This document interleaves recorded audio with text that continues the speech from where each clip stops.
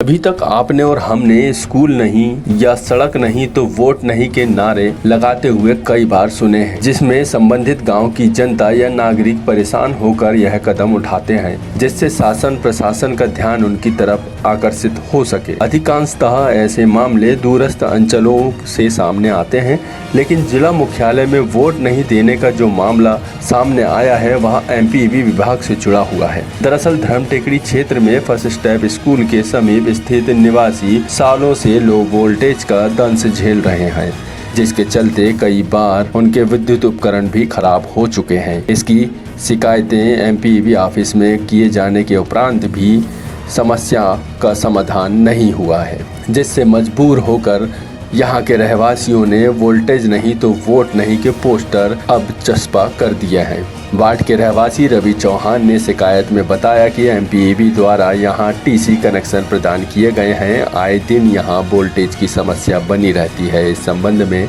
कई बार विभागीय अधिकारियों को मौखिक एवं लिखित शिकायत की जा चुकी है, लेकिन अभी तक समस्या का कोई निराकरण नहीं किया गया है, जिससे कभी बल्ब तो कभी टीवी खराब हो रही है।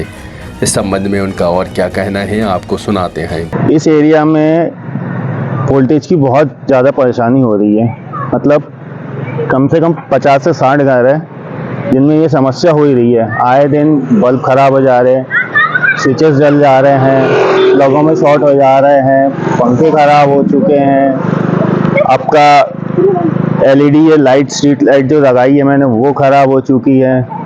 9-9 वोल्ट की एलईडी बल्ब खराब हो जा रहे हैं, इतनी घटिया है। बोर्ड चालू पड़ने से पहले हमको पूरे स्विचेस सब चीज बंद करनी पड़ती है, तब जाके बोर्ड चालू होता है। वो भी वोल्टेज चेक करना पड़ता है, कितना वोल्टेज ही नहीं रहता। इसके लिए आपने कोई राजनीतिक दल के नेताओं या एमपीवी के अधिकारी से चर्चा की? यहाँ लोग ध्यान ही नहीं दे रहे। अब यहाँ रोड पे लाइट नहीं लगा पा रहे हैं। यहाँ की बात करो तो बोलते ग्रीनलैंड है, ग्रीनलैंड है।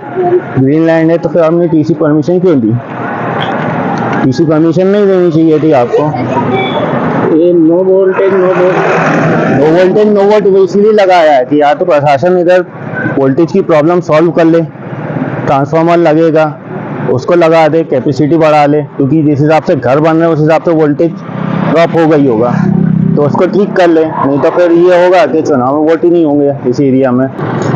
यहाँ पे क्या है, बिजली की बहुत प्रॉब्लम है, वोल्टेज ही नहीं आता है। इसके कारण हमारी मोटरें भी जल रही हैं और यानी सब लोग बहुत परेशान हैं। यहाँ पे अगर वोल्टेज नहीं दिया गया तो हम आगामी लोकसभा चुनाव में पूरे लोग एकत्रित होकर वोट नहीं डालेंगे। और जब सरकार बोल रही कि हम तुमको 24 घंटे बिजली दे रहे हैं, तो ऐसा क्यों होना चाहिए? यहाँ पे कम से कम 1000 से ऊपर लोग परेशान हैं, मकान वाले, जो चाहते हैं कि इसमें सुधार हो। अगर सुधार नहीं किया गया तो हम सब लोग इकट्ठे होकर चुनाव का बहिष्कार करेंगे। इसकी शिकायत हाँ, शिकायत की है, कई बार की है, बोर्ड भी टांग दी है हमने यहाँ पे। उसके बाद भी आज तक कोई सुनवाई हो रही ना कोई कार्रवाई की जा रही है।